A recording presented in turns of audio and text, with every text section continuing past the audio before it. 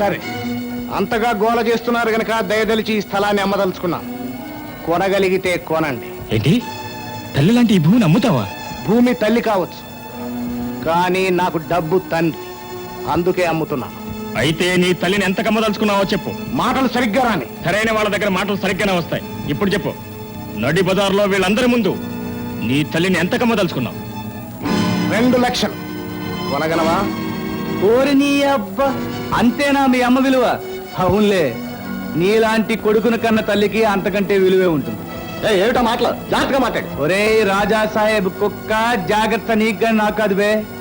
రాజా సాహెబ్, ఎల్లుండి సాయంత్రం వచ్చి మీ 2 లక్షలు మీరు పట్టుకెళ్ళండి.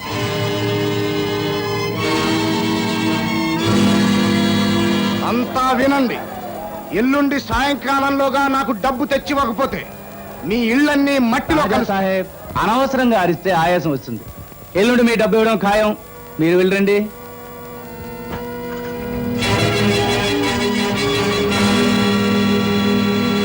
చాగు, నీకేమైనా మర్చిపోయిందా? అంత డబ్బు ఎక్కడి నుంచి తీసుకొస్తావు? నీ అబ్బా, మనం దాల్చుకుంటే డబ్బుదే ఉంది రాజీ.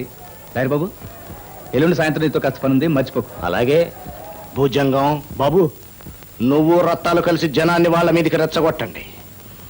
ఏ తోడు లేక వాళ్ళిద్దరూ బజార్లో పడగానే ఆ సీతని ఇక్కడికి చేర్చండి. శభాష్ బాబు గారు, అయ్యగారి ప్లాన్ ఉందే. అంతే,